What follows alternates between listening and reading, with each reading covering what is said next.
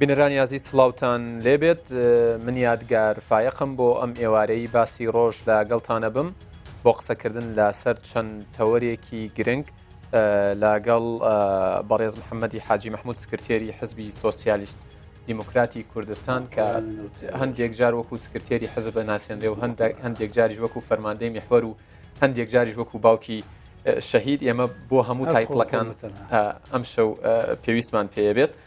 ئەزیزانم وەکو ئاگادارن بم دواییانە شاند و یاخود وەفدی حکوومەتی هەرێمی کوردستان سەردانی ئەڵمانیان کرد بە مەبەستی بەشداریکردن لەو کۆنفرانسەی کە لە میونشن ئەنجام درا سەبارەت بە ئاسایش. ئێمە مەبەستمانە ئەم شەو لەم بەرنمەیە بزانین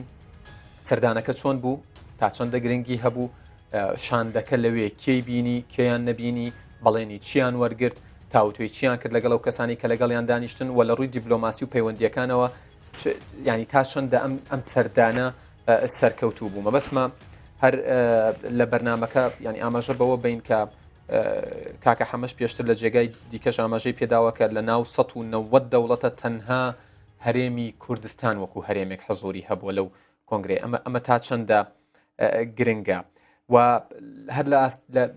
لە کاتی بەرنمەکەی مەبەستمە ینی قسە لەسەر بارودۆخی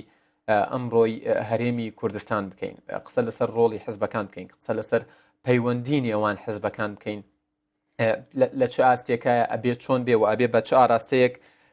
هەنگاو بنرێت و قسە لەسەر زۆر تەوەری دیکەشەکەین. من نامەوێت لە پێشێکەکە زیاتر لە کاتتان بگرم بۆی لەگەڵ کاکە حەمەیە بەرنمەکە دەست پێ بکەین. کاکە حەمەی حاجی محمود زۆر بەخێر بێن،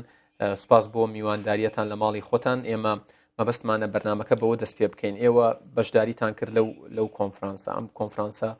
تا چەندە گرنگ بوو کە ئێوە لەوێ حزورتان هەبوو بە چاوی خۆتان و بەگوێی خۆتان شتەکانتان بیست و ئاگاتان لە زانیاریەکان بوو. زۆر سپاس. خۆی لە ڕاستیە هەر وەفدەکەی هەرێمی کوردستان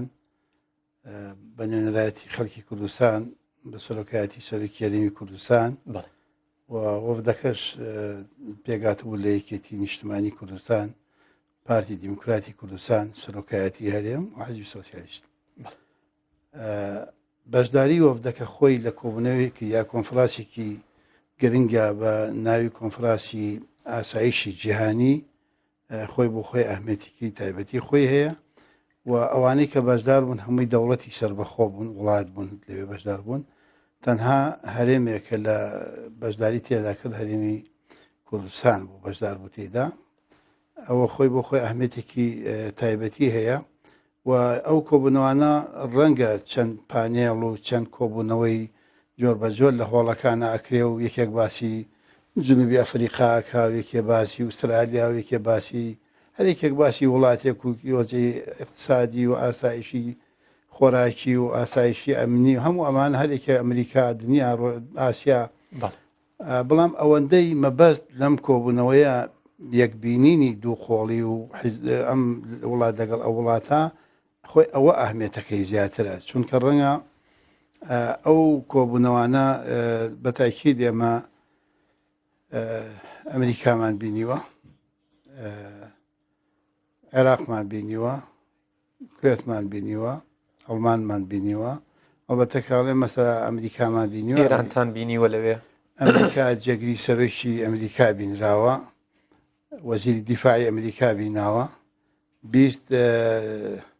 سیناتۆری کۆنگریسی ئەمریکی بە جۆن مەکین و سەرۆکی وەفدەکە و کۆمەڵێک کۆنگریسمانی ناسراوی گەورەی ئەمریکی کە ڕەنگە هەر قەرایە بدرێت بە فیلتەری ئەوان نابێت تێپەڕێ. با لێرە لە سەبارەت بە بینینی ئێوە لەگەڵ ئەمریکیەکان نوێنەری ڕئیسی ئەمریکا لە هاوپەیمانینە و دەوڵەتی دژی داعشمان بینیوە. ئەوانەمان لێ بینیوە لە هەموو وڵاتەکان. باشە، لەگەڵ ئەمریکیەکانە باسی چیتان کرد؟ چکە قسە لەسەرەوەیە کە کورد و ئەمریکا پەیوەندیەکیان هەیە باشە، بەڵام کە ئەگاتە ئاستی کردار و کە ئەگاتە ئاستیەوەی شتێک بۆ کورد بکەن ئەمریکا بە شێوەیەک لە شێوەکان ئەکشێتەوە. ئەمە تا چەندە ڕاستە و ئێوە باسی چیتان لەگەڵیان کرد؟ خۆی مەوزوعەکان کۆنفرانسەی خۆی زیاتر بۆ مەسەلەی ئاسایشی جیهانی بوو. ڕەنگە هەموو شتەکان شەڕی داعش ئەوەلیاتی هەموو باسەکان بێ لە هەر باسێکە و شەڕی داعشیش بە بێ ناوهێنانی کورد ڕەنگە ئاسان نەبێ باس بکرێ. ئەمریکەکان تاکیدیان کردەوە کە ئیدارەی نوێی ئەمریکا زیاتر ئەوەی کە ئێمە هەستمان کرد گەرم و گوڕتر و زیاتر خۆیان وا پیشانەدەن کە پشتیوانی لە کورد بکەن دژی شەڕی داعش و پشتیوانی لە پێشمەرگە و لە تەدیبی پێشمەرگە و شەک و ئەوانە بکەن، پشتیوانی سیاسیش لە کورد بکەن. ئەوانە ئەوەی کە ئێمە هەستمان کرد ئیدارەی نوێ بەردەوام ئەبێ زیاتر لە ئیدارەی ڕابردوو. ئەوە تاکیدکردنەوەی ئەوان بوو زیاتر. هەرچیشمان بینی هەمویان لە عێراق و کوردستان بوون. وەزیری دیفاع خۆی باسیەوەی کردوتی ئێمە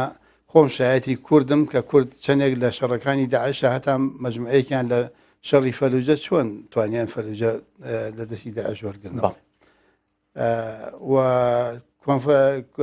ئەوە کۆنگریسی ئەمریکی ئەوانەی کە لێ بوون 20 کۆنگریس ئەوانە تاکیدیان لەوە کردەوە کە کورد بەتەنها بەجێ نایەڵن. قەرزاری کووردە ئەمریکا و دنیا قەرزاری کوردن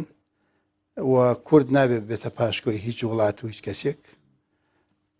ئەنی ئەو قسانەی ئەوان کردیان ڕەنگە ئێمە باسی ئەومان کردبێت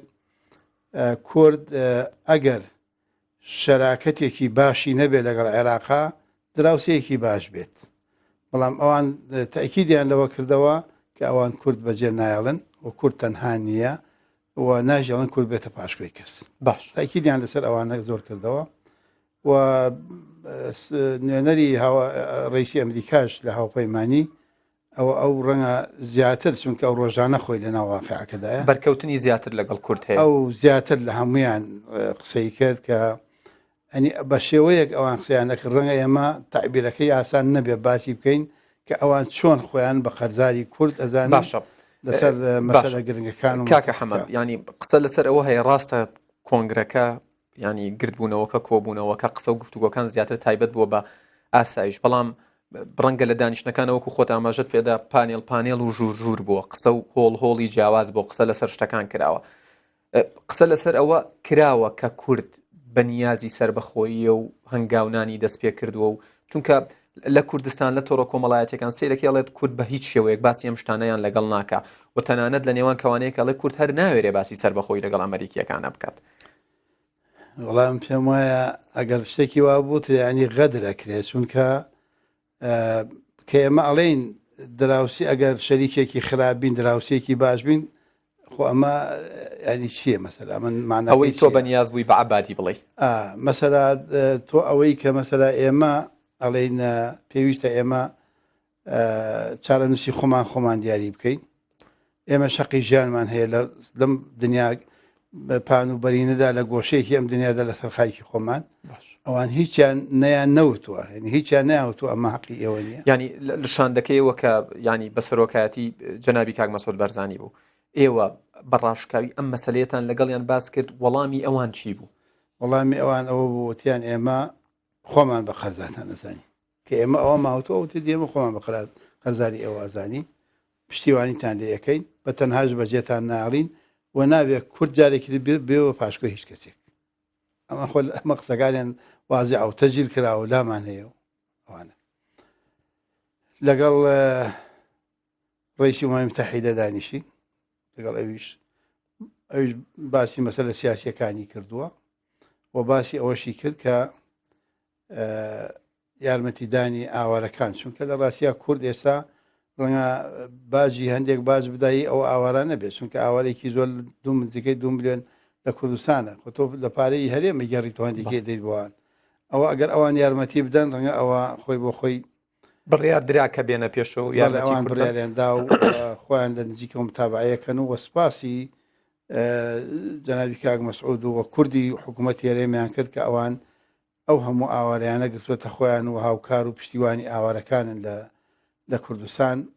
و ئەوان وعدی ئەویاندا کە هاوکاری بکەن و ئەڵمانیا وعدیدا وەزیری کۆمەڵایەتی و ئەوانەمان بینی هەرێمیان وعدیاندا و ئەمریکەکان وعدیاندا پشتیوانی مالیش لە کوردستان بکەن نەکرد پشتیوانەکانی تر پشتیوانی لە پێشمەرگە بکەن لە هەموو ڕوویەکەوە ئەوانە هەموو ئەنجا لە زمنی ئەوەدا سەرۆکی وەزیرانی عێراق بینراوە. بەڵێ پێشەوەی بچینە سەرەوە باسە ئەفۆم بکە بەنسبەت داعشەوە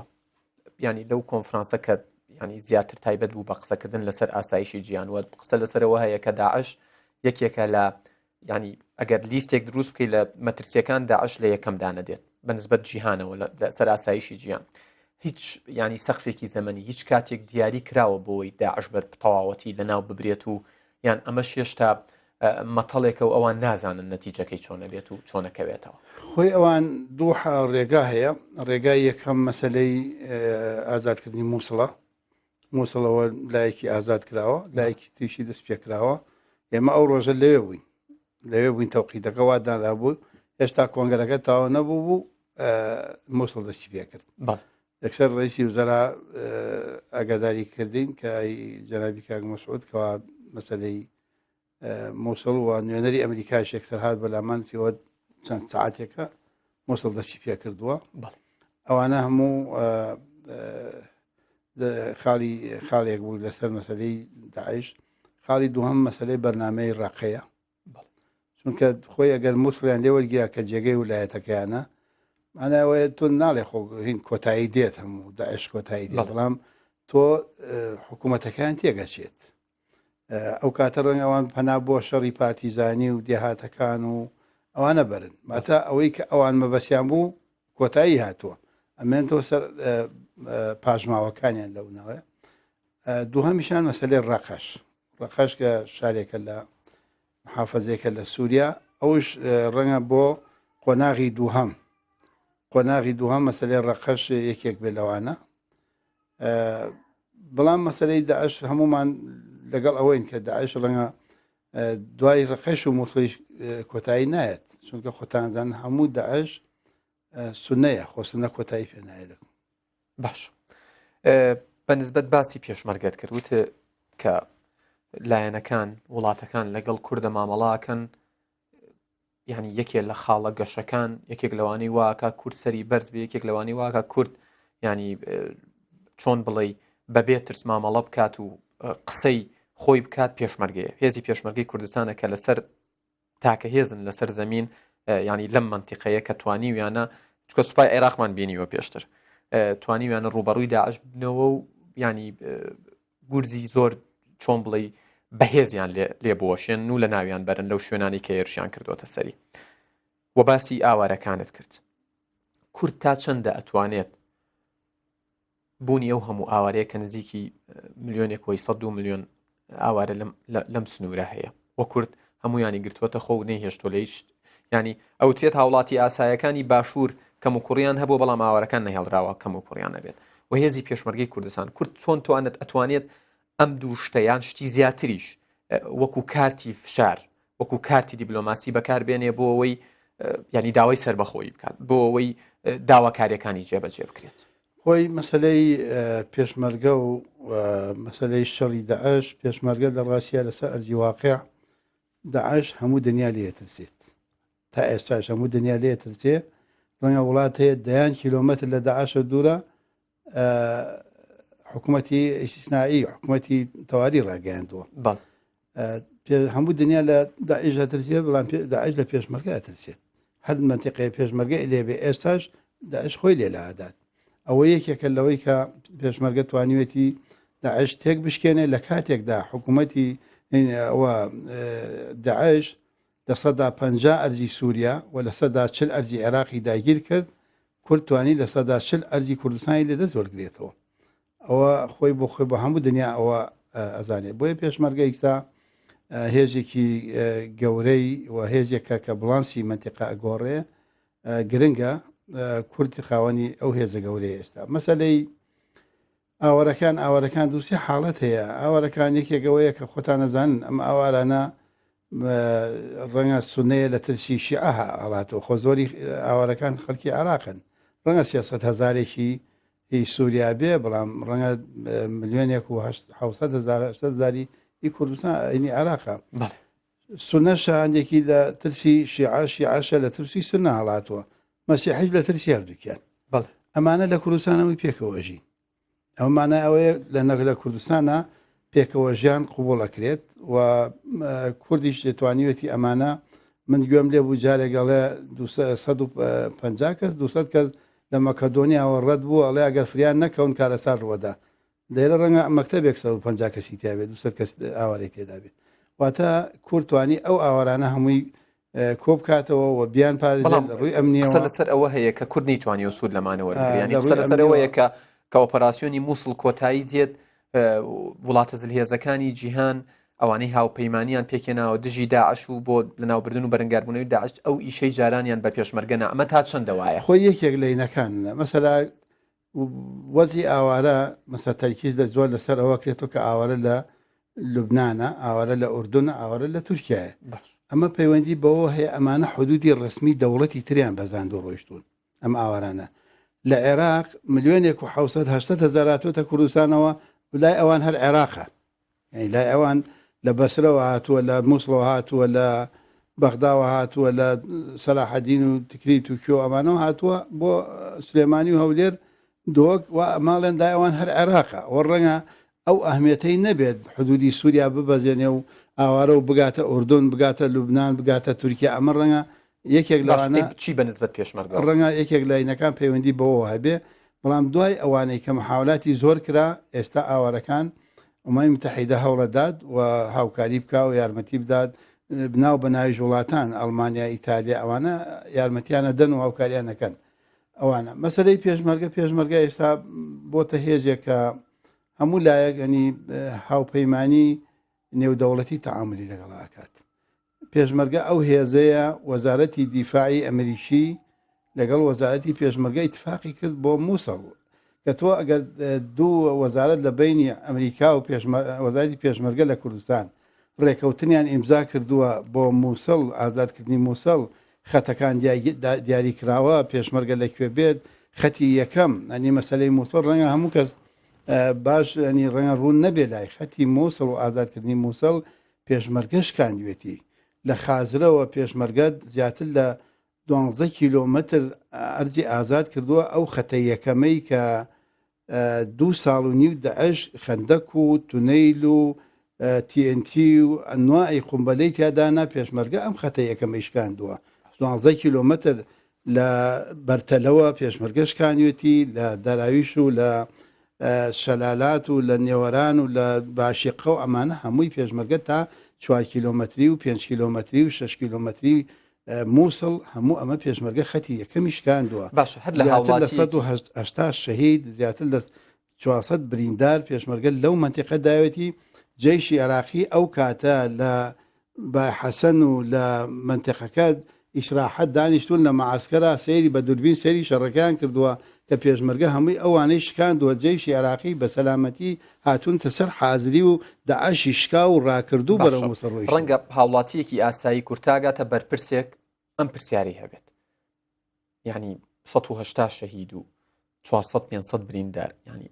خەڵک ترسی ئەوەی هەیە مە هەروە بچێ مە بەس لە یەک جێگە نەک لە کۆی ینی پرۆسی ڕوبەڕووبوونەوە و چۆن بڵێ ڕاوەدونانی داعش کە چەند پێشمەرگە شەید بۆ چەند بریندار بۆ چەند ماڵ و چەند مناڵ و چەند خێزان و چەند دایک و چەند ناوسەر بێناسکەوتون ئەڵێن ئەمە ترسی ئەوە هەیە هەروە بچێت ینی خوێنیان بە هەدەر بچێت و هیچ دەستکەوتێکی بۆ کورتیانە بێت وایە ئەمە خۆی لە ڕاستی ئەمە ئەو منتیقانەی کە پێشمەرگە ئازادی کردووە تا ئەو شوێنەی کە ڕۆیشتون نزیکی مووسڵ بە مناو مووسڵیشەوە کوردی تێدای ئەو ناوچانە هەموو دێهاتەکان شارۆچکەکان واتە ئێمە پێشمەرگە تا 2 کیلۆمەتری نزیکی حەمدانی ڕۆیشت و هەموو دێهاتەکان کوردن خەڵکەکەی کووردە هەمووی ئەو عشاعری کوردن لەو منتیقەیە لە باشیقە لە نێوەران لە شوێنەکانی تر هەموو پێشمەرگە ئەو منتیقانە منتیقەی کوردستانە کورد ئێستا ئازادی کردووە خەندەکی لێداوە سەنگەری لێداوە ئەو ناوچانە ئێستا بە هەتا مەسئولی ئیدارەکانی ڕاست سەر بە مووسڵن بەڵام کورد لەوێ ئێستا واتە لە ڕووی سەربازیوە لە ڕووی ئیداریوە لە هەموو ڕوویەکەوە لە ژێدەستی کوردن ئەومان ناوچانە ئەو ناوچانەوە بە ئیتفاقی لەگەڵ عێراق و بە ئاگداری ئەمریکا ئەوانە هەمووی کراوە لەبەرەوەی ئەو منتیقانەکە کوردن خۆیە دوای ئەوەی کە ئەو من ناوچە ئازاد کراوە بە هەزاران کورد ڕۆیشتەوە گوندەکانی خۆیان چونەتەوە جێگەکانی خۆیان خۆی ئەمە دوایی ئەگەر عێراق ئازادی بکردایەت ئێستا ئەو ناوچانەی عێراق ئازادیەکە خۆ نایڵێ کوردەکە یا هەر کەس بچێتەوە شوێنەکەی خۆی ئێستا بەڵام ئەو شوێنەی کە پێشمەرگە ئازادی کردووە هەموو خەڵکی ڕاوەتە شوێنی خۆی زەراعەتی خۆیە کاویشی خۆی مەبەستەوەیە پێشمەرگە بۆ کوردی کردو و چاوەڕێی پاداشنی لە بەرامبەریە چاوەڕێ هیچ شتێک نییە پاداشتەکە ئەگەر پاڵپشتێکی نێودەوڵەتیش بێت بۆ سەر بەخۆی کورد هەندێک ناوچەی ئێستا ئەمەلیان کەوتۆتە سە هەرێمی کوردستان ڕەنگە لە درێژایی مێژووە قەت کورد نەچێتە پێشمەرگە نەچێتەوە منتیقەیە ئێستا هاتۆتە سە هەرێمی کوردستان لەبەرەوە من پێم وایە کورد هەنگاوێکی گرنگی ناوە و خوێنی ئەو شەیدانش بە فیڕۆ نەڕۆیشتون خاکی کوردستان گەڕاوەتەوە سەر ئێستا لەژێ دەست هێزی پێشمەرگەیە ئەمانە هەمووی پێم وایە کورد بۆ خۆی کردوێتی و من بە پێچەوانەی زۆر کە دەڵێ کورد لە باتی دییان شەڕەکە بنەڵێم تەنها کورد بۆ خۆی شەڕەکە هەموو دنیا هاتوون لێرە بۆ سامی خۆیان و بۆ منتیقەکە شەڕەکەن بەوە کالە شەڕەکەن بەڵام کورد بۆ خۆی شەڕەکە باش ئێوە لە کۆنفرانسەکە محەممەد جەواد زەریفی وەزیری دەرەوەی ئێرانتان بینی باسی چیتان لەگەڵا کرد و وەبینینەکە چ گرنگیەکی بۆ هەرێمی کوردستانە بوو خۆی لە ڕاستی جمهوری ئیسلامی ئێران وڵاتێکی گرنگە مهمە لە ڕووی جۆغرافیەوە حدودێکی دوور درێژی لەگەڵ کوردستان هەیە و لە ڕووی مێژوویشەوە لە ڕووی فەرهەنگیشەوە پەیوەندێکی مێژینە هەیە لە بینی ئێران و لە بینی کووردا و لە شەڕەکانی دژی عێراق و شەڕیدا سەپاوی عێراق بەسەر ئێران لە زمانی سەدامەوە پێشمەرگە و کورد و ئێران پێکەوە بەرامبەر بە دشمنێکی مشتەرەک لە شەڕابوون ئەمانە ئەهمێتی تایبەتی خۆیە لە ڕووی سیاسی لە ڕووی اقتصادی لە ڕووی جۆغرافی ئەهمێتی خۆی هەیە و وەزیری خارجیەی جمهوری ئیسلامی ئێران لە کۆبوونەوەکەدا پێش هەموو قسەکانی تاکیدی لەسەرەوە کردەوە جەنابی کاک مەسعود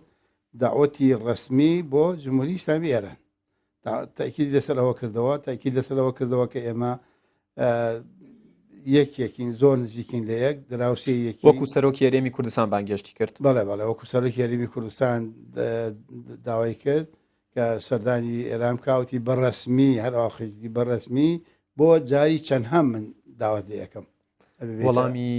کاک مەسعود چی بوو کاک مەسعودی ئێمە هەوڵەدەین ئینشاءڵڵا لە وەختێکی مناسبە پێمان خۆشە بێت باشە بەر لەوەی لەگەڵ عەبادی کۆبوونەوە تۆ ڕادگەیاندبوو کە پێی ئەڵێن بە دوو جیرانی باش بین پێکەوە لە کۆبوونەوەکە لەگەڵ عەبادیە باسی چی کرا و ئێوە چیتان پێوت و لەسەر سەربەخۆی چی وترا لە کۆبوونەوەکە لەگەڵ عەبادی خۆی پێش هەموو شتێک ئەو خۆی پێی خۆش بوو تەبەن و پێش هەموو شتێ باسی ئەوەی کردکەوە ئەوە مەرحەلەی دووهەمی مووسڵ دەستی پێکردووە وەکو مژدەیەک پێی خۆش بوو و سوپاسی پێشمەرگەی کرد کە لە مووسڵ دەورێکی کاریگەریان هەبووە لە هاوکاری جێشی عێراقی و ئەواندا ئێتر لەسەر ئەو مۆزوعانە لەسەر هەموو مۆزوعەکان قسە کرا و لەسەر ئامادەی خۆی پیشاندا و دوای ئەوەش کۆبوونەوەیەکی دووقۆڵی لە بینی بەڕێز سەرۆکی هەرێم و بەڕێز عەبادیش کرا دوای نازای ئێمە چیان باس کرد خۆیان باشە هەر سەبارەت بەمە قسەیەک هەیە لە ناو ینی ئامی هاوڵاتیان ئاکرێ ئەڵێت باشتر وانییە کە ینی ڕۆشتنی وەفدی هەرێمی کوردستان بە فەرمی بۆ کۆنفرانسێکی هێندە گەورە کە خۆت ئاماژەت پێدا 1990 دەوڵەت بەشداری تیا کردووە شەفافتر بێت و ئەجێندای کۆبوونەوەکە و ئەنجامەکانی کە بە سەردانیکردنی تورکیا کۆتایی هات ینی بۆ هاوڵاتیان ڕوون بکرێتەوە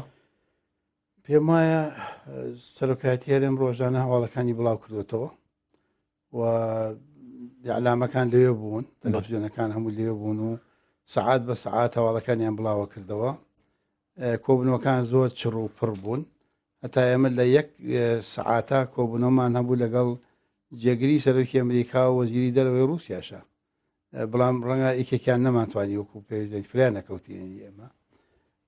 لەسەر مەسەلەی ئەوەی کە شەفافی بێت پێم وایە هەموو شتەکان باس کراوە ڕەنگە لەگەڕانەوەی جەنابی سەرۆکی هەرێمی کوردستانی شار ڕەنگە ئەویش خۆی لەوبارەوە ڕەنگە قسە بکەن ڕاگەندراوی دیکابێ ئەبێ ڕاگەیاندنی تیان هەبێت لە دوای گەڕانەوەیان بە کوردستان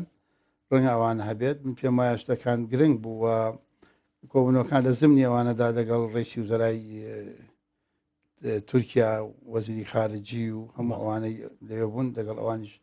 کۆبوونەوە کرا ئەوانش تاکیدیان کردەوە و جەنابی کاک مەسعود سەرۆکی هەرێمی کوردستانیان داوەت کرد بۆ تورکیا هەتا کاک مەسعود ئەویست هەندێک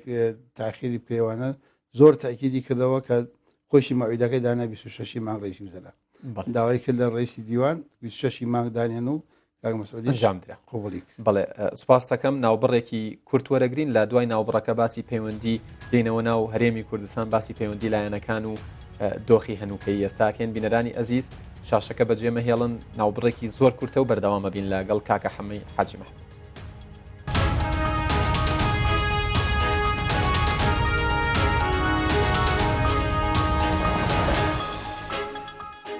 بەڵێ بینەرانی زێدەزیز دووبارە سڵاوتان لێبێت لە بەشی دووەمی باسی ڕۆژ لەگەڵ کاکە حەمەی حاجی مەحموود بەردەوامین. کاکە حەمە وردە وردەوتم بینەوە ناو وەزی هەرێمی کوردستان ینی لە ئێستادا دۆخی هەرێمی کوردستان چۆنە بینی لە کاتێکدا قسە لەسەرەوە هەیە کە هەموو لایەنەکان دوورن لە یەکترەوە بە شێوەیەک لە شێوەکان. وڵا وەزی هەرێمی کوردستان دوای ئەوەی کە بەڕێز کاک مەسعود بەرزانی پەیامێکیدا دوای پەیامەکە هەموو لایەنەکان پشتیوانیان لێ کرد جای تر هەندێکێک ڕەنگە بە هینی خۆی بە تەعبیری خۆی هەمویان پشتیوانیان لێ کرد یەکێک بە هەنگاوێکی باشی زانی یەکێوتی ئەگەر بکرێ باشە یەکێوتی دەواازەیەکی باشە مهم هەموو حیزبەکانی کوردستان بەبێ جیاوازی پشتیوانیان لە پەیامەکە کردووە باش و پەیامەکەش ڕەنگە دوای ئەوەی پارتی دیموکراتی کوردستان سەردانی حیزبەکانی کرد و کۆمەڵێک کۆبوونەوە کرا لە بینیانە بە تایبەتی لە بینی پارتی دیموکراتی کوردستان و یەکێتی نیشتیمانی کوردستان ئەمانەم پێم وایە هەندێک هەنگاوی ناوە بۆ ئەوە ئێستا ڕەنگە سەرۆکی هەرێمی کوردستان چاوەڕێی ئەوە بێت لایەنەکان چەندێک دێن بە دەمی ئەو کۆبوونەوە چۆن هەنگاوانیان بۆیە من پێم وایە ئێمە دووسێ خاڵ گرنگە یەکەم مدەیەک دانرێت بۆ جوابی لایەنەکان و کۆبوونەوەیەک فرێی هەموو لایەنە سیاسیەکان لەو کۆبوونەوەیە مەسلەی ئەو پرۆژەیە ئەو پێشنیارانە هەیە تەرا بکرێت چارەسەر بکرێت کە ڕەنگە ئەگەر نەگەنە نەتیجە ئەو تەرحی کردووە هەرچێ سەرۆکایەتێکە بگۆڕێ و گۆڕانکاری بە قسەیەک لەسەر ئەمە بکەین من ناوە ئەی بیستم و گوێم لێ بێت چ لەسەر شاشە چ لە پشتی کامێراوە حزبەکانی دیکە قسەیەکیانەیە بە حکومەوەی جەنابەت ینی لەگەڵ هاوڕێتی جەنابی کاک مەسعودت کردووە لە سەردان و کۆبوونەوە و دانیشتنەکانە قسەیەک لەسەر ئەوە هەیە کە پارتی دیموکراتی کوردستان لە تەرحەکە و پەیامەکەی کاک مەسعود بەرزانی پەشیمان بوو بێتەوە ئەمە تا چەندە وایە من نەمیشتووە پەشیمان بوو بێتەوە من تا ئاخر ڕۆژی جەنابی کاک مەسعودم بینیوە چاوەڕێی ئەوەیە کە لایەنەکان بچنەوە دەمی ئەو گۆڕانکاری لە هەرسێ سەرۆکایەتێکەش لە هەرسێ سەرۆکایەتێکە گۆڕانکاری بکەن لە سەرۆکایەتی پەرلەمان یەکەم جار پاشان لە حکوومەت و لە سەرۆکایەتی هەرێم لە هەرسیانیان بکرێت پێکەوە نەک بە یەکین ینی ئەم دەنگۆیە تۆ بەڕاستی نازانی کە پارتی پەشیمان بوو بێتەوە لە پێمانە نازانم بۆ پارتی بەڵام شخصی جەنابی کاک مەسعود تا آخر جاریش ئەوە ڕێی بووە بەڵام وەکو پارتی نازانم من ئەویان ئەگەم لێی نییە چونکە نەمدیون تا ئێستا پارتی لە دوجار پەیامەکە لەلایەن جەنابی کاک مەسعودەوە ینی خراوەتە گۆڕەپانە سیاسیەک گۆڕەکەی شڵەقانوە وای کردووە لایەنەکان بە شێوەیەک لە شێوەکان هیچ نەبێ بڕیار بن لەگەڵ یەکتر دانیشن ئێستا ئەو خاوبوونەوەی ئەبینرێت و گەڕی دووەمی کۆبوونەوەکان نابینرێت من پێم وایە خاوبوونەوەکە پەیوەندی بە یەکێتی نیشتیمانی و پارتی دیموکراتی کوردستانەوە هەیە ئەوان یەک دوو کۆبوونەوەیان کرد خۆیان بۆ تەنها خۆیان لەو کۆبوونەوەانە ڕەنگە هەندێک شتیان باس کرد بێ لە بینی یەکترا داوای وەختیان کرد بێ لە یەکتر داوای مەجای زیاتریان کرد بێت بۆ ئەوەی مەجالیان هەبێت کە کار بکەن لەسەر ئەو مۆزوعە پێم وایە پەیوەندی بە ئەو دوو حیزبەوە هەیە تاخیر بوونەکان ئەینا باوەڕ ناکەم شتێکی تر باشە سەبارەت بە پەیوەندی یەکێتی نیشتیمانی کوردستان و پارتی دیموکراتی کوردستان جارێکیان ڕادگەیاندبوو کە یەکێتی و پارتی ڕێک بکەون زۆربەی کێشەکان چارەسەرە بن هێشتا هەمان قەنەعەت و بڕواتەیە وەڵام من خاترم گرتوون بۆیە ئەڵێم ئەگەر یەکێتی و پارتی ڕێک بکەوێت لە 160 کێشەکانی کوردستان چارەسەرەکرێ بەڵام بۆ خاتی لایەنەکانی ترم گرتووە بەڵام ئەوە نییە کە خەت بەسەر هەمویان بێنم وەنووسی ئاماژت بەوە داوە هیچ لایەنێکیش پەراوێز نەخێ ینی هەست هەموو لایەنەکان ئێمە لەگەڵەوە نین یەکێتی و پارتی 50 دروستکەنەوە بۆ خۆیان جاران ڕەنگە پێشیان نەکرێ لەگەڵ ئەوەش نین مەسەلات ئەوان بێن چاوەڕێ بکەن ئەم هەموو حیزبە گشتی بێن قەرار بدەنەوە شتێ بکەن من پێم وایە یەکێتی نیشتمانی پارتی دیموکراتی کوردستان ئەم دوو هێزە لە کوردستانە هێزیان هەیە پێشمەرگیان هەیە ئەمن و ئاسایشی کوردستان لە دەستی ئەوانە پۆلیسی کوردستان دەستی ئەوانە مروریش لە دەستی ئەوانە هەموو مەسەلا پارەشەر لە دەستی ئەوانە هەموو پارە لە دەستی ئەوانە بیرەنەوت لە دەستی ئەوانە تەنکەر لە دەستی ئەوانە بەیانی من ناتوانم یەک تەنکەر ئالێرەوە بگەنمە ئەو حدودی باشماقا گەروان ڕازی نەبن ناتوانم بێ لەبەرەوە هەموو شتێ لە دەستی ئەوانە علاقاتی خارجیان هەیە تاریخیان هەیە پێشمەرگەشیان هەیە شەیدیشیان هەیە ئەوەتە لە خانەقی و نەوتخانەوە هەتا ئەگاتە سنجار شەی دەدەن و ڕۆژانە و بریندارە دەن ئەوانە واتە ئەو دوو حیزبە لە سەدا 60 چارەسەری کێشەکانەکە ئەگەر ئەوان ڕێکەون ئەو کاتە بێن پرۆژەیەکی مشترک بێن لەگەڵ حیزبەکانی تریش دانیشن یەکێتی و پارتی پێکەوە لەگەڵ حیزبەکانی تر لەگەڵ حیزبەکانی تر من ڕێیم وایە جایتر ڕەنگە هەندێک کەس پێی خۆش نەبێ نەبێ ئەمە واقع لە کوردستان تا ئەمڕۆ وایە باش تا ئەمڕۆ وایە مەسەلا کۆمەڵێک مەسەلا وەزیر و سەرۆکی پەرلەمانیش دەرکرا بەڵام ئایا ئەو لایەنە هیچی پێکرا بەرامبەر بە پارتی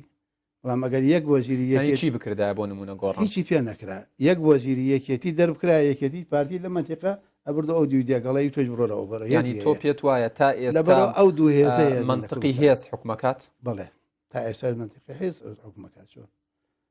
ئاسایشی کێ لە منتیقەیە خۆ یەک ئاسایشی هیچ حیزبێکی تیانە لە هەولێری عینیش ئاسایشی کێ خۆی هیچ حیزبێکی دیانە وانە وایە واقعە جێیشەکەش لە جەبهەکان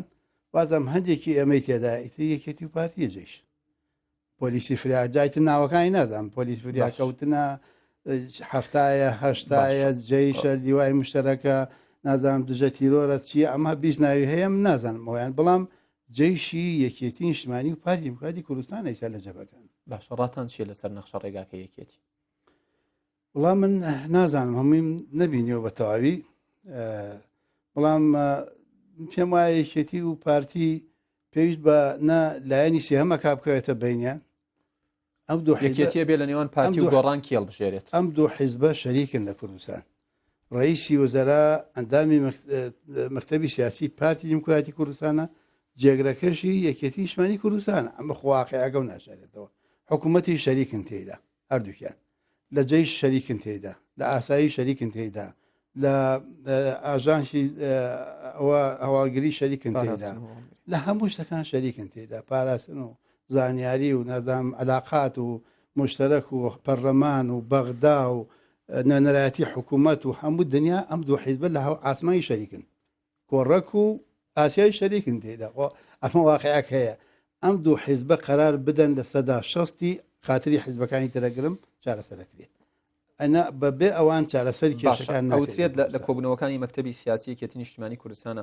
یەکێک لەو خاڵانەی کە جێگەی مشتومڕ بووە ئەوە بووە ڕێکەوتنی یەکێتی لەگەڵ گۆڕان و ڕێکەوتنی یەکێتی لەگەڵ پارتی بە بڕوای تۆ یەکێتی ئەبێت چی بکات ئەبێ یەکێکیان هەڵبژێرێ هاوسەنگی ڕابگرێ هیچیان هەڵ نەبژێرێت باشترین ینی بژاردە بەڕەئی تۆ بۆ یەکێتی چیە وەڵام من خۆ وەکیلی یەکێتی نیم وەکو ڕەئی جەنابەت وەکو پێشمەرگەیەک وەکو کەسێکی سیاسی بەڵام وەکو کە من باسی ئەم شانەکەم یەکێتی ناتوانێت معارەزە بێ ناتوانێت بێت هێزێکی معارەزە لە کوردستان باش یەکێتی ناشتوانێت بیکاوە دوو ئیدارە لە کوردستان ئەبێ چی بکاوێت لەگەڵ پارتی ڕێکەوێت لە هەموو حاڵەتەکانە ئەبێ لەگەڵ پارتی ڕێکەوێت لەگەڵ پارتی ڕێکەوێت دوو هێزی گەورن لە کوردستان پێکەوە بتوان ڕێکەون و پێکشۆ لەگەڵ هێزەکانی ترا بتوان بگەنن هیچ باشە ڕەئی چیە لەسەر پێکێنانی حکوومەتێک لەلایەن یەکێتی و پارتی و یەکگرتووەوە وە کۆمەڵ و گۆڕان وەکو معارەزەیەک یان وەکو هێزێکی دەرەوەی حکوومەت بێنەوە وڵی خۆ من وەکیلی کەسیان نیم من ئەگەر خۆی ئەو حیزبانە خۆیان مەسەلا پێت وایە هاوکێشەیەکی سەرکەوتووە بێن یان وەکو حکوومەتی بنکە فراوان وەکو ئەوترێت شکستە هێنێت خۆی ئەمە بنکە فراوان نەبوو مەسەرەوەی فراوان بوو بنکە هیچی فراوان نەبوو بنکەکەی زۆر باریک بوو میلەتەکان دووشاری ئەم هەموو ماڵوێرانیە کرد لەسەرەوە فراوان بوو بۆ خۆیان ئیسراحەتە تا ئیشاش گوێی نادەنێ و ئین ناکەن ئەینە خۆ مەسەلا ئەگەر ئەو حیزبانە لە حکوومەت ناڕازین ئەم حکوومەتە ئەوەندە خراپە بۆ ئیستقالە ناکەن خۆ ئیستقالە بکەن ئەو حیزبانە کە ناڕازین هەمویان لە تەلەڤیزیۆنەکان قسەی گەورە ئەکەن ئیستیقالە بکەن حکومەت خۆی ڕوخێت ئەبێ حکومەتێکی کێ ناڕازی ئەبێ و کاتە پارتی بگەڕێ وەدای خەڵکی تا حکومەتێتە دروست کاتەوە لەبەرەوەم پێمە لە ئەسڵا ئەوانە هەمویان شەریکن لەو حکوومەتە هەتا ئیستیقالە نەکەن لە حکوومەتە شەریکن لە حکوومەتە لە باش و خراپیەکانی بەشدار ئەو حکوومەتە تێدا شەریکن هەتا ئیستیقالە ئیستا ئەگەر بەڵام ڕەنگە بزوتنەوەی گۆڕان بڵێت سەرۆکی پەرلەمانەکەمان دەرکراوە پەرلەمان پەک خراوە تەنها جیاوازەکانمان دەرکراون تەنها جیاوازیەک هەیە ئەویان چەند وەزیری هەیە ئەوان کەمتری هەیە ڕەنگە و بەقەدر خۆی بەشدار بێ ئەینە هەمووی بەشدارە تێیدا ئەوەی کە لە حکوومەتە حکوومەتی پێنج حیزبەکەی ناوانێ نازان بنکە فراوان کە بنکە فراوان یە خۆی بۆ خۆی ئەم بنکە فراوانە ماڵی ئەو میلەتێوالێکە ئیستا نە مەعاشی هێڵا نە هیچ هێڵا شەڕی داعاشیەنە ئەیشتیەنە مهم ئێستاش من پێم وایە ئەگەر بگەن پێویستە کورد دوو سێشت تەنگاو بنێ یەکەم من جارێکیش باسم کرد پێویستمان بە ئەنجومەنێکی سیاسی هەیە لە کوردستان ئەنجومەنێکی سیاسی بکرێت لە کوردستان ئەم ئەنجومەنە بتوانێت هەموو هێزە سیاسەکان و خەڵکی بێلایانیشی تێدا کۆبێتەوە ئەم ئەنجومەنە تەنفیزی نەبێت بەڵام قەرارەکان بڕوات بەڵێ قەرارەکان بدا لە هەموو دنیا شتێکی لەو بابەتە هەیە ینی مەبەستەوەی نیشتیمانی ئیمزا بکەن هەموو پێکەوە شتێک سەبارەت بە بەرژەوەندیە باڵا و بەرژەوەندیە باڵەکان لەم ئەنجومەنەدا ڕابگیری هەموو شتەکان کاکە حەمەد لە دەیان بەرنمەیە ئەم مەسلەیەم باس کردو و میوانەکان قسەیان لەسەر کردووە پێت وایە بۆچی لایەنەکان ناگەنە ئەو قەناعەتەی کە پەیمانێکی نیشتیمانی میساقێکی شەرەفیان لە نێوانە هەبێ هیچ نەبێ بۆ بەرژەوەندیە باڵاکان هیچ نەبێ بۆ ڕێزگرتن لە ئاڵای کوردستان هیچ نەبێ بۆ ڕێزگرتن لە پرسێک کە مڵکی پارتینیە وەکو پارتی خۆیڵێ کە سەربەخۆیی و دەوڵەتی کوردستانە من چەند جارێ باسم کردووە ئیشای لەلایەن کۆمەڵێک خەڵکی ڕۆشنبیر و مامۆسای زانکۆ و محاولاتێکی لەو بابەتە هەیە بۆ ئەو میساقی نیشتمانیە من پێم وایە کوردە بێ شتێکی هەبێت لە هەمووی ینی دەسەڵاتی لە هەمووی زیاتر بێ بەڵام ئەو دەسەڵاتە دەسەڵاتێکی ئیستیشاری مەسەلە نەک ینی گوێی بۆ بگیرێت گوێی بۆ بگیرێت نەبێت ئستا ئەوان پێم وایە هەمووی بۆ خۆی لەلادەن بە تایبەتی ئەو حیزبانەی کە مەسا زۆر جاگوێم لێ ئەڵێنەوە حیزبە گەورەکان و نەزانام حیزبە ئەساسیەکان کە هیچ کەسی حیزبی گەورەی نییە لە کوردستان چی خۆی پێوە چیە بۆ گەورەی و بچووکی لە سەدا 51 بێنە بە تەنها حکوومەت دروستکە یاخر لە سەدا مەسەلا شتێک بێنە هیچ حیزبێک لە کوردستانە سەدا 50 نێناوە هیچ حیزبێکی لە هەموو کوردستانە هێزی ئەنی نییە لە سەرانسەری کوردستان حزبێک لە مەسەلا لە دوهۆکە لە یەکێ لە هەولێرە یەکێ لە هەڵەبجەیە یەکێ لە سلێمانی یەکێکی لە گوندێکی لە قەزایەکە ئەوە لە کوردستان ڕەنگە یەکێک مەسەلا ڕەنگای سەر لە هەندێک ئێمە هەندێک لە حیزبەکان لە سلێمانی لە ئەنجومەنی سلێمانی کورسێکمان بینە ئێمە یەکێکمانەیە ئەو دوانی هەیە ئەنی لەبەرەوە هەمووی وەکو یەک وایە لە کوردستان بۆیە من پێم وایە ئەو میساقی وەتەنیە گرنگە ئەنی ئەنجومەنێکی سیاسی ناو بنێن هەرچی ناوانێن ئەم ئەنجومەنە نوێنەری هەموو حیزبەکانی تێدا بێ خاوەنی بڕیار پێت وایە قورس خەڵکی مەجموعەیە خەڵکی دەرەوەی تێدا بێ ڕۆشنبیر عەشایر هەموو نەوعەکانی خەڵک ئەتوانن 100 کەسێک لەمە کۆبێتەوە ئەم ئەنجومەنە بتوانێت هەموو شتەکان لە ڕووی هەموو بوارەکانی وڵاتەوە کار سیاسیە اقتصادیە علاقاتە کۆمەڵایەتی هەرچێگەیە دابەشکرێن ئەمانە ئەمە ڕەنگە هەندێک لە حیزبەکان بیر لەوەکەنەوە دەسڵاتی تەشریعی کەم کاتەوە دەسڵاتی تەنفیزی کەم کاتەوە ینی لە دەسڵاتی خۆیانە ترسن و هەندێشتی نهێنی شەیە کەشف بێت جگە لەوە هیچ شتێکی تر نییە بۆیە ناکرێت وەنگاوی بۆ ناکرێت باشە کاتی خۆشی بەرەی کوردستانی خۆ هەبوو بەرەی کوردستانیان تەجمید کرد تا ئێساش تەجمیدە بەرەی کوردستانیان نەوەشاتەوە بەرەی کوردستانیان تەجمید کەوتیان مادەم حکوومەت و پەرلەمان دروست بوو بەرەی کوردستانی 7 حیزبیتایە 6 حیزبیتایە ئێستا حکوومەت لە 2 حیزب دروست بووە نابێت بەرەی کوردستانی بێت شەریک بێت لە ناو ئەم وەزا و ئاگای لە مۆزانە بێت بەرەی کوردستانی تەجمید کرد لەسەرەوە باشە سەبارەت بە لایەنە ئیسلامیەکان سێپارتە ئیسلامیەکان میێوارەیە کۆبوونەوە باشە تۆ پێت وایە ئەوان چۆن ئەتوانن ڕۆڵ بگێڕن لەوەی کە دۆخی کوردستان باشتر بکەن خۆی کۆبوونەوەکانیان من پێم باشە شتێکی باشە خۆی حەق بوو مەسەلا غەریب نییە کۆبنەوە غەریب نییە یەک حیزبیش بن خۆی غەریبە سێ حیزب بن ئەوە لای خەڵک ڕەنگە نامۆ بێ سێ حیزب بن حەقە یەک حیزب بن هەمویان چونکە بەرنامەکەیان ڕاوبۆساییشیان زیاترە بێ بە بڕای تۆ ئەویان نازانم چونکە دایمە خۆت لە کوردستان خەڵکیان لە هەموو دنیاوە ڕەنگە شتێکی عینادی هەبێت لە بینی حیزبەکان ئەنی ئەگەر حیزبەکان دووسێ قایمە جیاواز بێت خەڵکەکەت زیاتر تونند و تیژە بەڵام ئەگە بێ بە یە قایمە زۆر گوێی ناداتێ ڕەنگە ئەوش خۆی هەیە بۆ خۆی بەڵام لەگەڵ ئەوەدام پێم وایە هەموو یەک نزیک بوونەوە یەک هەموو یەکگرتنەوە یەک باشە بەڵام ڕەنگە ئاسان نەبێ ئەو سێ حیزبە بتوانن بمنە یەک جەبهە ئاسان نەبێت من هەرچەندەوە خۆیان ڕەنگە قەرار بدەن قەرار لای خۆیانە بەڵام ڕەنگە ئاسان نەبێ بە کۆمەڵی حکوم ئەوان بتوانن یەک جەبهە بن بەڵام ئێستا لە کوردستان ڕەنگە کۆبوونەکانی یەکێتی و پارتی هەندێک جار گەرمە کۆبوونەوەی مەسەلا ئەم حیزب ئەو حیزب گەرمە ڕەنگە ئەوانیش جوڵەیەک پیان باشتر بێت لەوەی کە هیچ نەکرێ ینی ئەو جوڵە هەبێ پیان باشتر بێت لەوەی کە هیچ نەکرێ ئەتوانن ڕۆڵی ینی ئەرێنی و ئیجابیان هەبێت بە دڵنیایی وە ئەوانیش خەڵکی ئەو وڵاتەن و قورساییان هەیە لە کوردستان و بە دڵنیایی و ئەتوانن ڕۆڵی ئیجابیان هەبێت ئەتوانن کاری باش بکەن ئەتوانن ببنە وەسیت لە بینی حیزبەکانی تریشا ینی ئەوان حەق نییە خۆیان ساخ بکەنەوە لەسەر کەس یا بکەونە دوای خەڵکی باشە قسەیەکێ لەسەرەوەی کە بەشێکی زۆری ئاڵۆزیەکان و ناکۆکیەکان و نەگەیشتن بە چارەسەر لە نێوان پارتە سیاسیەکانە پەیوەندی پارتی دیموکراتی کوردستان و بزوتنەوەی گۆڕان بێت چونکە ئەو ترێ گەشتونەتە خاڵێک کە ڕەنگە یعنی هەرچەنە لە سیاسەتە مستەحیل و مەحاڵ نییە بەڵام هەندێک ئەستەمە کە دانیشن پێکەوە بە بڕوای تۆ پارتی ئەبێ چی بکات و گۆڕان ئەبێ چی بکات بە پێی ئەزمموی خۆت پێم وانە هیچ شتێک مستەحیل بێ هیچ شتێک نەکرێ هەموو شتێکەکرێت خۆ هەر یەکێتی و هەر گۆڕان و پارتی دیموکراتی کوردستان بۆ هەموو بەیانە نانی بەیانیان بێکەوە خوارد لە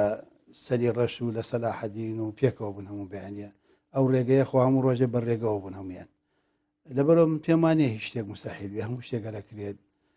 کەواتە شەڕەکە شەڕی چییە بەڵێ شەڕەکە شەڕی چییە شەڕی ڕێک نەکەوتن مەبەستم خۆی شەڕی هەموو لایەنەکان لە کوردستان من پێم وایە ئێستا ئێمە پێویستە بیر لە شتی گەورەتر بکەینەوە لە دەوڵەتی کوردی بکەینەوە لەسەر بەخۆیی بکەینەوە بیر لەوەی کە ئێستا هەیە گەورەتر لێنی ئێمە سەیری ڕووداوەکان بکەین هەموو دنیا هاتووە لە منتیقی ئێمە شەڕە لە منتیقی ئێمە هاتوون داوای سەهمەکان سەهمیان دەستکەوێت دوای ئەم شەڕە کورد لەکوێ ڕووداوەکان ئەبێ بیر بەڕاستی لەوە بکەینەوە من پێم وانییە ئەم حیزبانە کێشەکانیان لەسەر ئەوە بێت هەرێکێک پرۆژەیەکیان هەبێ بێوێ ئەمێ شارەکانی کوردستان بکەم بە میترۆ و لایە ڕێگەی لێ بگرێ پارەی نەوت بچێتە هەموو ماڵێ و لایە ڕێگەی لێ بگرێ نیشتە جێبوون چارەسەرکە و لایە ڕێگەی لێ بگرێت سکەی قیتال بێنێ و لایە ڕێگەی لێ بگرێ ئەم پرۆژانە باوەڕ ناکەم پێشەش کراوێ ڕەنگە دوای ئەوە بێ زیاتر چەنی دەستەکەی و چەنی بەرەکەوێت دوجار شەڕەکە شەڕی بەرژەوەندیە من پێم وانە هیچ شتێکی لەسەر کورد نییە تەنها خۆڵکردنە چاوی خەڵکی کوردستان هێرێمی کوردستان چی بکەن هاوڵاتیان ئەبێ خۆیان قەرار بدەن هاوڵاتیان ئەبێ خەڵکی کوردستان خۆی قەرار بدات خۆتان نەزان هەموو دنیا پشتیوانی لە هیلاری کلیتۆن کرد بەڵام خەڵکی ئەمریکا خۆی قەراری دا و ئەوە بوو پیان وتیان تۆ 8 ساڵ لەسەر حکم بوویت حیزبەکەت خۆشت 4 ساڵ وەزیری خارجی بوویت هەمویان لادا و لەگوێی کەس هەتا تەلەڤیزیۆنەکانی خۆمان لە کوردستان بوون و ڕیکلام بۆ کلینتۆن جا کۆمەڵی خەڵکیشان بانگە کرد لە تەلەڤیزیۆنەکان بۆن باخێ ڕێگە کرد و تەحلیلیە کرد فلان دەرەچی و فلان دەرناچی هەموو تەحلیلەکان هیچ نەبوون وەکو کارەکانیان وا بوو لە کوردستان لەبەرەوەم پێم وایە هیچی ئەوانە ڕاست دەنەچوو هەبوو ئەو ترێ شەو نووسۆ و بەیانی هەڵساوە لە فەیسبوک پیرۆزبایی لە هیلاری کلینتۆن کردووە نەیزانیوە کە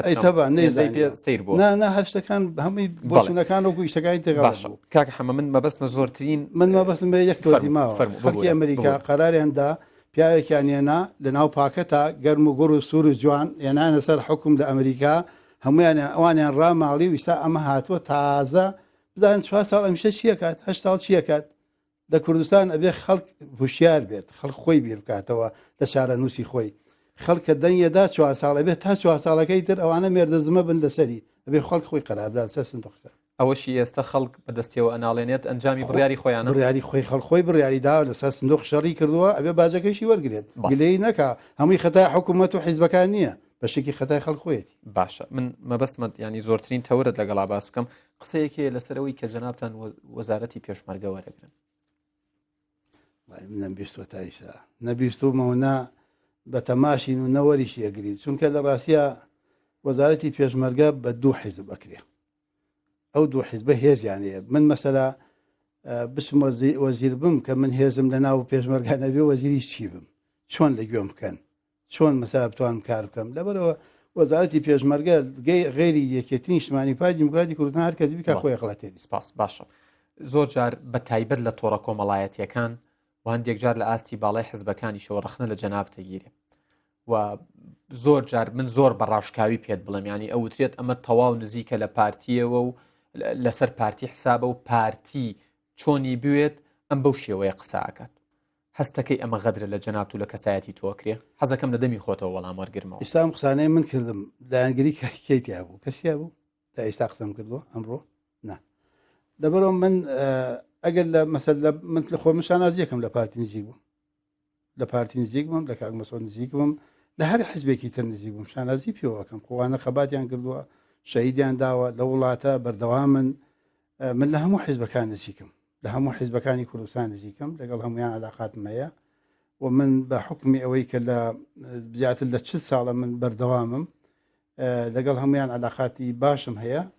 و مەسەلەی خۆ هینیش نییە خۆ خراپ نییە گەر لە پارتی نزیک باش ئەم زمانە مەبەستمە من کاتم زۆر کەمەوە ئەم زمانی قسەی پێکرێت کە ئەوتێت زمانێکە زیاتر بۆ یەکتر سڕینەوە و یەکتر ناشرینکردن و لە نێوان کەوانەیە کە زمانی جنێوە تۆ قسەت لەسەری چێ زۆر بە کورتی من لە ڕاستی مەسەلا ئەگەر ئەوان مەسا بەو تعبیرەکە ئەوانەیکەن ئێمە تا ئێستا وەزیرێکمان لە حکوومەت نییە لەم حکوومەتەی کە ئێستا ئەوان هەمویان وەزیریانەیە سێ چوار هیوایە شەشی هەیە بە دەستەکانیشەوە ئێمە یەک وەزیرمان لەم حکوومەتە نییە هیچ شتێکمان لەم وڵاتە نییە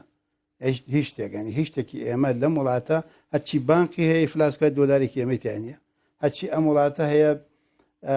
بیرەنەوتەکان وش یەک لیتری ئەمەیتیانە تەنکەرەکان هەمووی بسووتێت یەک تەنکەری ئەمەیتیانی هیچ شتێکمان لەم وڵاتە نییە بەرژەوەندی سەکەنەوانی بەرامبەرتانەکرێ غەدرا بە تاکید من ئێمە ئەوە زیاتر لە 2 ساڵنیوە بەڕاستی ئێمە نەچوینتە ناو کێشەی کەسەوە مشکیلەوە خەریکی شەڕی داعاشین لەسەر ئەو حەڵدان هەمیشە جەنابتان کە پرسیارتان لێکراوە وەکو سکرتێری حزبێک یان وەکو پێشمەرگەیەک یان وەکو فەرماندەی میحوەری پرسیارتان لێکراوە دوا پرسیاری من ئەمەوێ بە کورتی وەڵامم بیتەوە وەکو هیچ کام لەوانە لێت ناپرسم وەکو باوکی شەهیدێک لێتە پرسم پەیامت چییە بۆ تەواوی لایەنەکانی هەرێمی کوردستان من داوا لە هەموو لایەنەکانی کوردستانەکەم داوا لە هەموو حیزبە سیاسیەکانەکەم ئەو خەڵکەی کە خوێنی ڕشتووە ئەو خەڵکەی فرمێسکی ڕشتووە ئەبێ لە ئاستی ئەو مەسئولیاتە بن کە لەسەر شانیانە واتە بەتەنی خەڵکی کوردستانەوە بەرژەوەندی خەڵکی کوردستان بخەنە پێش بەرژەوەندەکانی خۆیان چۆن هەر دەوڵەتێ بانیانەکە لەگەڵیان کۆ بنەوە با خۆیان سا بەیانی قونسولیە بانیان کە قونسولی یەکێ لە وڵاتان لەگەڵیان کۆ بنەوە با خۆیان لەگەڵ حیزبەکان کۆ بنەوە من پێم وایە هیچیشی نەکتە نەزوو لە بەڵکو ئەوە خزمەتکردن و یارمەتیدانی خەڵکو و وەفایە بۆ خوێنی شەهید و بۆ میلەتەکەی خۆی بۆ وڵاتەکەی خۆی بڵێ کاکە حەمەی حاجی مەحموود کە پێی خۆش نەبوو هیچ ناونیشانێکی بەمێ وەکو پێشمەرگەیەک سوپاس کە ئەم شەو لەم بەرنامەیە حزورتە بوو سوپاس بۆ زانیاریەکانت سوپاس بۆ میوانداریەکەت سوپاس بۆ کاتی بە ئێمەت بەخشی ماندوونە بن و لەشتان ساغ بێت بینەرانی ئەزیز بەم شێوەیە لێرە باسی ڕۆژ کۆتایی دێت ڕێزی یادگارفایەخ و تەواوی ئەم ستافە جوانە لە شاری سلێمانی و لە هەولێر قبول بکەن تا بەرنامەیەکی دیکە بەخوای گەورەتان ئەسپێرم ماڵتانە میشاوەدان بێ لەگەڵ کوردستان.